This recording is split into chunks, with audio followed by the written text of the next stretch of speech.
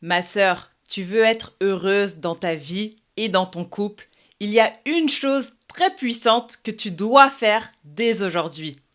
Arrête d'être présentable et commence à te présenter. Je vais bien répéter au cas où si t'as pas bien entendu. Arrête d'être présentable et commence à te présenter. Voilà. Avant que je commence, si déjà cette petite phrase a déjà résonné dans tes oreilles, like, commente et abonne-toi à la chaîne parce que ta coach Pêche Fit là aujourd'hui va parler d'un vrai sujet. Donc assieds-toi, bois de l'eau, prends des notes, mais en tout cas, assure-toi d'appliquer tout ce que je vais dire aujourd'hui. Alors, on est des femmes, hein, mais j'ai l'impression que beaucoup trop souvent, on oublie qu'on est des femmes. Il y a tellement de choses qu'on fait de manière automatique qu'on ne réalise même pas que en fait ça a des mauvais comportements et que ça impacte de manière négative notre vie, notre quotidien, notre féminité et surtout notre vie de couple. Donc là, je vais donner un exemple tout simple. Tu vas au travail, tu vas à un événement, tu vas à un date pour rencontrer un premier partenaire, un premier rendez-vous que tu veux séduire. Et qu'est-ce que tu fais?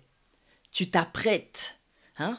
Tu fais tes cheveux, tu fais ton maquillage, tu sens bon, tu choisis ta tenue qui va te mettre en valeur, tu changes ta manière de parler, tu changes la manière de t'adresser, tu changes ta manière d'agir. Donc pourquoi tu fais tout ça?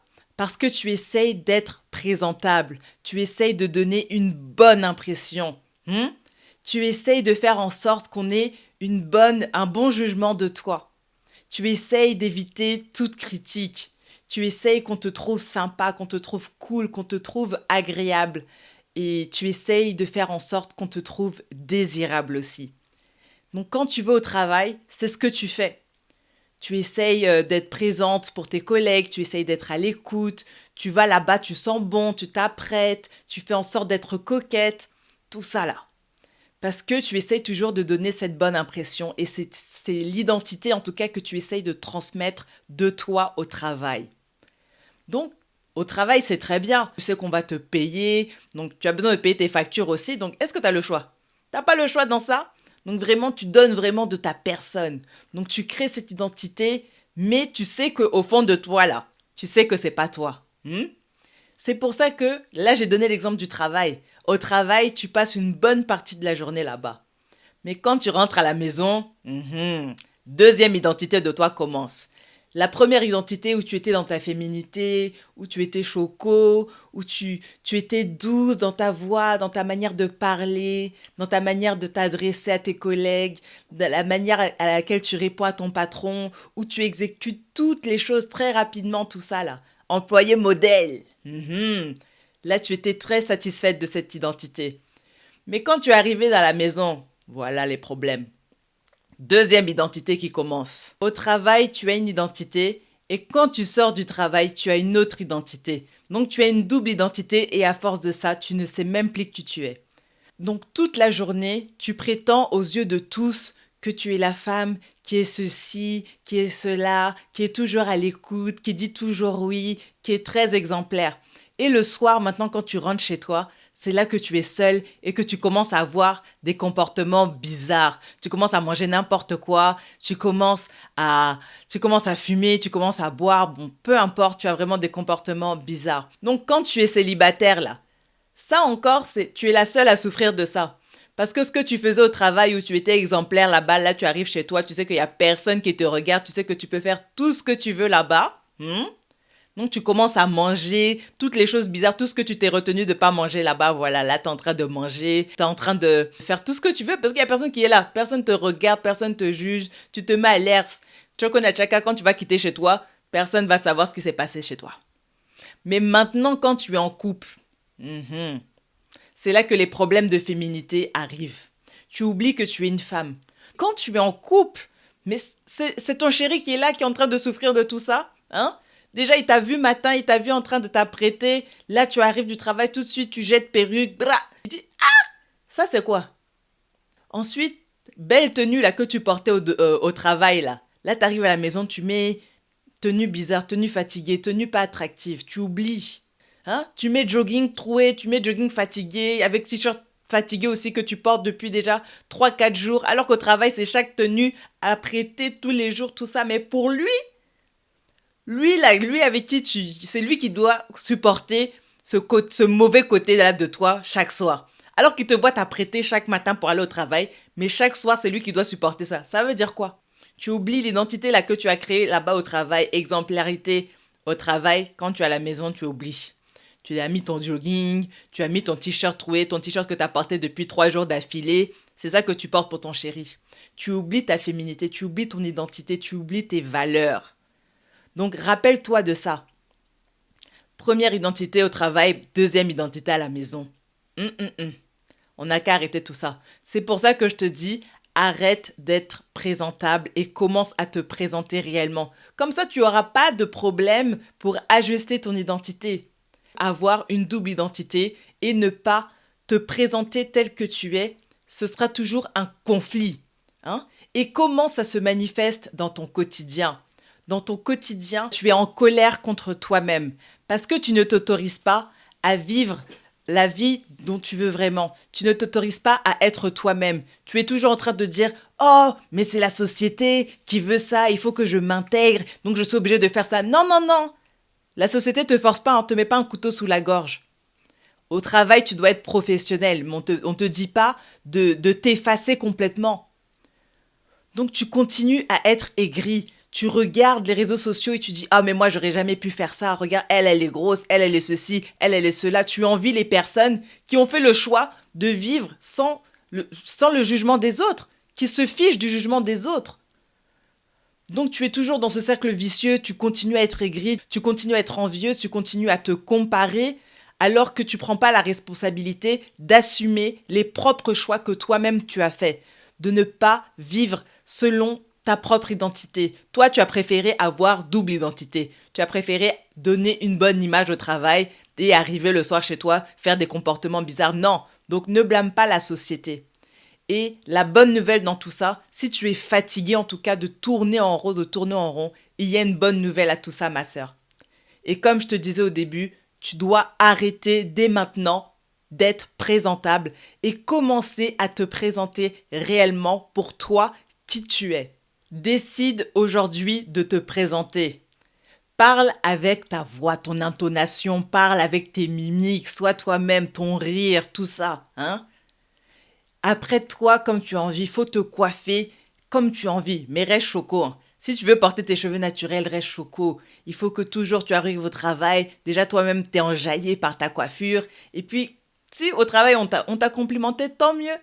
Si on t'a pas complimenté, ça fait quoi aussi, hein? Tant que toi tu aimes aussi ce que tu vois, c'est déjà ça la première chose la plus importante. Apprête-toi comme tu as envie d'être. Apprête-toi comme tu te sens à l'aise dans tes vêtements. Si tu te sens douce dedans, si tu te sens belle, porte tes habits. Hein? S'il n'y a pas de dress code au travail, s'il n'y a pas uniforme, là, tu t'habilles comme tu veux. Si ça déplaît à quelqu'un, on s'en fout de ça ou bien? Hein? Sois authentique, sois toi. Reste avec ta personnalité. À midi, si tu dois manger avec tes collègues, là, arrête de te blaguer avec la salade. Ramène ta gamelle, ramène ton riz, ramène ton foufou. Mange ce qui t'enjaille. Mange ce qui t'enjaille. Si par exemple, il y a un collègue, lui, l'Indien, là, il va ramener sa nourriture qui sent, là, mais c'est bon, mais ça sent. Tu penses que lui, il va se gêner? Donc toi-même, même si ce type-là, il est là derrière toi en train de manger, tu vas sentir l'odeur, tu vas te retourner, tu vas regarder, non? Parce qu'on est toutes curieuses. Tout le monde est curieux. Donc même si tes collègues sont curieux, regarde ta gamelle, te pose des questions, le problème, il est où dans ça? Le problème, il y a pas de problème dans ça. Tu leur réponds et puis au bout d'un moment, ils seront fatigués de te demander, ils vont te laisser en paix. Donc, ramène ta gamelle, assure-toi de bien savourer ton plat correctement, sauf si tu préfères te blaguer avec la salade devant tes collègues, tout ça, avoir bien faim, et puis le soir en rentrant chez toi, courir dans tous les placards, les frigos et faire la ouf. Et ensuite dire, je comprends pas pourquoi j'ai grossi. Non, arrête de te blaguer. Reste avec ton identité, reste dans ta féminité, reste aligné avec tes valeurs. Donc, au travail, dans des événements, quand tu vois un date, sois authentique, exprime-toi, fais-toi entendre, fais parler tes pensées, partage ce que tu veux réellement et ne te force pas en fait. Ne te force pas, il faut pas forcer, il n'y a rien à forcer même de toute façon. Exprime-toi comme tu as envie. Viens au travail avec ta gamelle, avec tout ce que tu veux, avec les plats que tu préfères, que tu aimes. Tout ça pour t'éviter de te blaguer avec ta salade devant tes collègues. Ou sinon, si tu préfères, tu manges ta salade avec tes collègues et puis le soir, tu rentres et puis tu as tes comportements bizarres où tu manges n'importe quoi et puis après, tu te plains que tu as grossi. Ça, faut arrêter ça. Garde une identité partout où tu es. Une seule identité. Présente-toi, montre que tu es unique. Montre que toi, tu es la seule, que personne ne peut te copier, même que tu es unique, que tu es choco. Voilà, partout où tu vas. Dis ce que tu penses, parle de toi, exprime-toi, parle pour tes pensées. Si tu as des pensées, exprime-les. Ne garde pas ça ici et puis après, personne ne te comprend. Non. C'est ça qui fait trouble d'identité, encore double identité. Non, non, non. Fais savoir ce que tu souhaites réellement que les gens veulent de toi. Parce qu'ils ne peuvent pas deviner de toute façon. Et surtout, quand tu vas faire tout ça, là, tu vas pouvoir expérimenter la vraie liberté, te détacher du regard des autres, vivre ta vie selon tes principes, selon tes valeurs et être aligné, être dans ta féminité, être dans ton énergie féminine. Voilà, tes valeurs, c'est ça qu'on veut. N'oublie pas que tu es une femme, n'oublie pas que tu as cette capacité à réellement pouvoir t'exprimer de manière authentique et toujours pouvoir attirer à toi tout ce que tu veux réellement. Donc juste pour finir un peu avec cette vidéo, juste te rappeler que le regard, la vie des gens, on en a toutes souffert d'une manière ou d'une autre. Mais à partir du moment où tu décides d'arrêter d'être présentable et de te présenter réellement pour qui tu es, eh ben, ta vie va changer, ma sœur. Ta vie va changer tellement que tu seras tellement épanouie que là, vraiment, tu vas commencer à être heureuse, mais heureuse pour de vrai. Si les personnes qui t'aiment, là, les personnes qui disent t'aimer, ont du mal avec ton identité, ont du mal à t'apprécier réellement pour qui tu es, ma chérie, tu sais ce qu'il te reste à faire. Hein. En tout cas, c'est pas moi qui prendra la décision. Mais rappelle-toi que les personnes qui t'aiment réellement, elles resteront toujours à tes côtés, avec ta vraie identité. C'est ça le plus important. Rappelle-toi que tu as des valeurs. Rappelle-toi que tu es une femme. Rappelle-toi de vivre dans ton énergie féminine, peu importe où tu es.